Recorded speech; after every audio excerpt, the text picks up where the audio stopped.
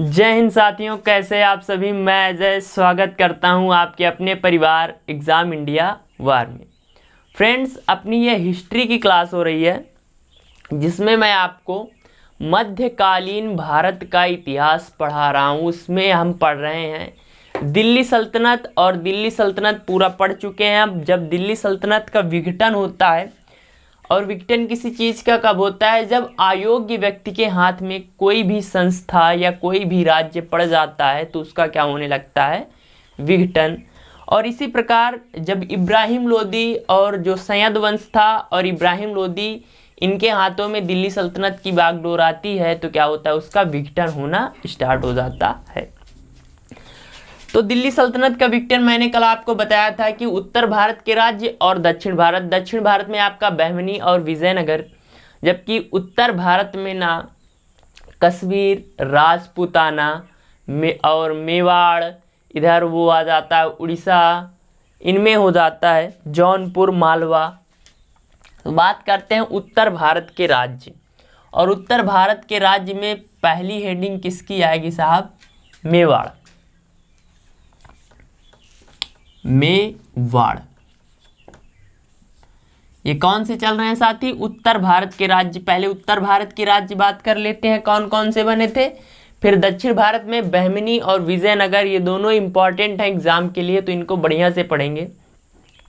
तो बात करते हैं किसकी, उत्तर भारत। उत्तर भारत में 1301 ईस्वी में अलाउद्दीन खिलजी ने इसको जीत लिया था। तो चलिए स्टार्ट करते हैं। 1301 ईस्वी में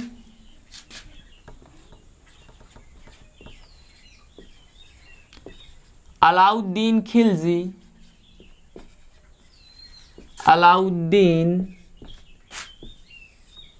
खिलजी ने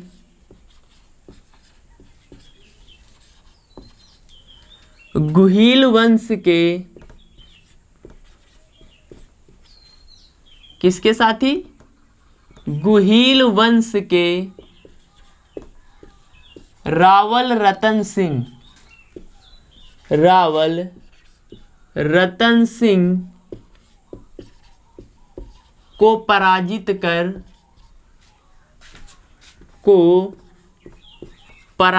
कर मेवाड़ पर क्या कर लिया था साहब, अधिकार कर लिया था। 1301 में जो अलाउद्दीन खिलजी था उसने क्या किया, मेवाड़ पर आक्रमण किया। उस समय वहां के जो राजा थे रावल रतन सिंह जी थे, जो कि गुहिल वंश के थे, तो उन्होंने उन पर मेवाड़ पर क्या कर लेता है साथी, अधिकार कर लेता है, अर्थात इनको पराजित कर देता है। पराजित कर मेवाड़ पर अधिकार कर लिया।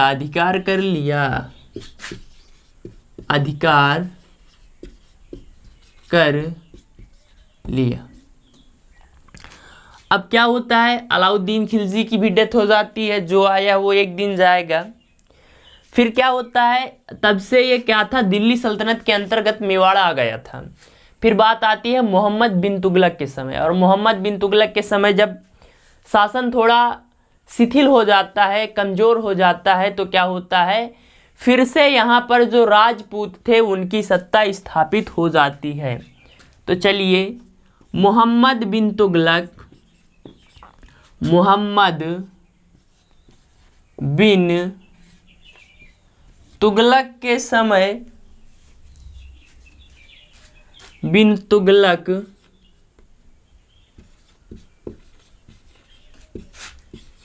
के समय, हमीर देव, किसने साथी, हमीर देव ने क्या किया, मोहम्मद बिन तुगलक के समय पुनः मेवाड़ को स्वतंत्र करा लेते हैं और यहाँ पर सिसोदिया वंश की स्थापना करते हैं। हमीर देव ने मेवाड़ पर अधिकार कर लिया, अर्थात पुनः क्या किया, जो खिलजी इस समय जो तुगलक वंश के अधिकार में था उनसे क्या कर लेता है, स्वतंत्र करा लेता है। अधिकार कर किस वंश की स्थापना की साथी, सिसोदिया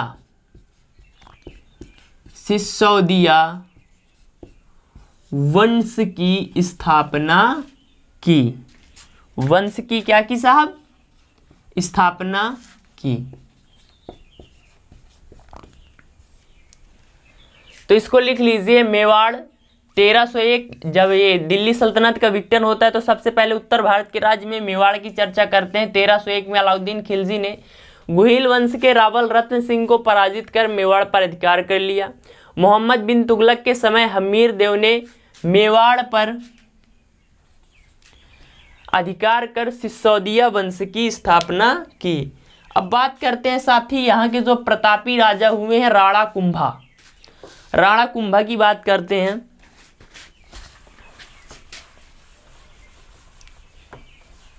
कहाँ के राणा कुंभा है साथी? तो मेवाड़ वंश के हैं, मेवाड़ के हैं। राणा कुंभा की बात करते हैं तो हेडिंग लगा लीजिए साहब, राणा कुंभा।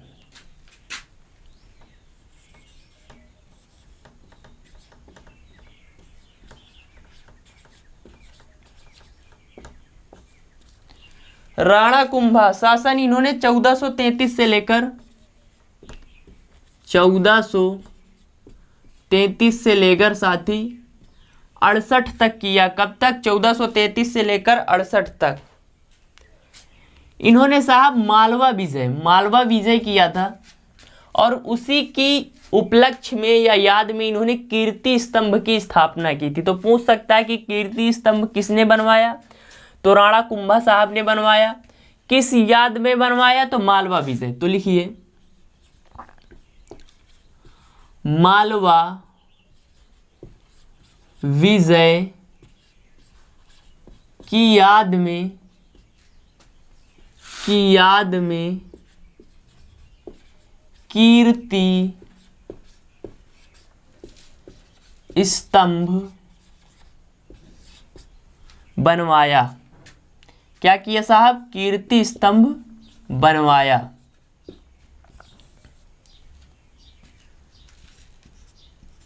जयदेव नाम के एक कवि हुए हैं, उनकी बुक है गीत गोविंद। उस पर इन्होंने रसिक प्रिया नाम का टीका लिखा है। तो पूछ लेता है कि जयदेव द्वारा रचित गीत गोविंद पर, जयदेव द्वारा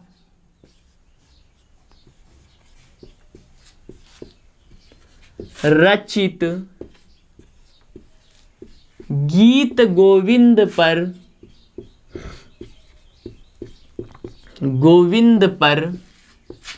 इन्होंने क्या लिखा है साथी? रसिक प्रिया नाम का एक टीका लिखा है। रसिक प्रिया नामक टीका लिखा। तो यहां से दो जानकारी मिल गई। एक तो गीत गोविंद के लेखक कौन है साथी? जयदेव। और रसिक प्रिया नामक इस बुक पर टीका किसने लिखी है? ये भी लिखी है किसने? राणा कुंभा साहब ने लिखी है। अगर इनकी उपाधियों की बात करें, उपाधियां, तो इनके उपाधियों की बात करें साहब तो अभिनववर्ता, अभिनव भर्ताचार्य, अभिनव भर्ताचार्य, शैल गुरु, हाल गुरु।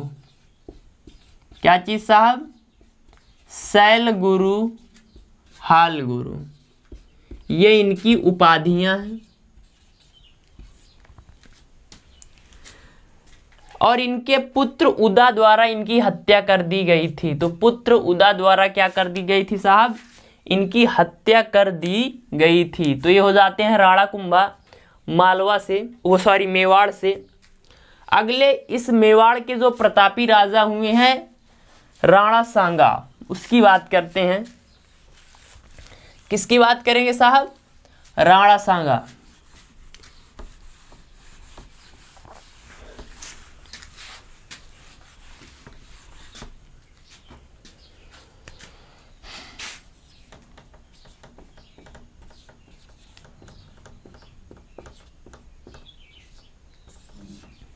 राणा सांगा 1509 से लेकर 1529 तक। 1517 में खटौली या खतौली के युद्ध में इसने इब्राहिम लोदी को पराजित किया था। तो लिखिए 1517 के खतौली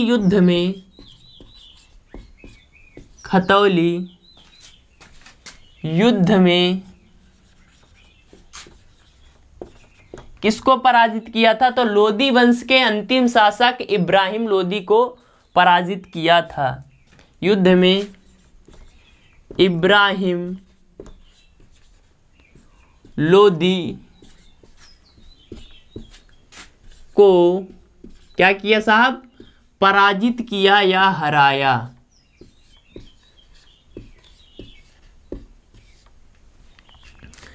इसके बाद इसका एक युद्ध बाबर के साथ होता है 1527 में।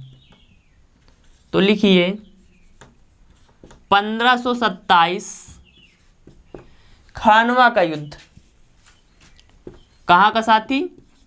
खानवा का युद्ध किसके किसके बीच हुआ? तो राणा सांगा और बाबर के मध्य होता है, जिसमें बाबर विजयी होता है। तो इसमें किसकी जीत हुई साथी? बाबर विजयी रहा। और साहब क्या हुआ? राणा सांगा की हार होती है। राणा सांगा की खानवा के युद्ध में क्या होती है साथी? हार होती है। सांगा की हार हुई। और जब ये साहब हार जाते हैं तो क्या होता है? मेवाड़ मुगलों के अधिकार में चला जाता है। तो फ्रेंड्स, ये दिल्ली सल्तनत का विघटन चल रहा है, जिसमें मैंने आपको मेवाड़ बताया, जो मेवाड़ राज्य था जिसका विघटन होता है। फिर मुगलिया सल्तनत में बाबर द्वारा इसको पुनः शामिल कर लिया जाता है। तो क्लास आपको कैसी लगी कमेंट करिए। अपने परिवार एग्जाम इंडिया वार पर पहली बार आए हैं तो प्लीज़ सब्सक्राइब कर लीजिए, लाइक कर दीजिए, फ्रेंड के साथ शेयर कर दीजिए। हंसते रहिए, मुस्कुराते रहिए। मिलते हैं अगली क्लास में। जय हिंद, जय भारत।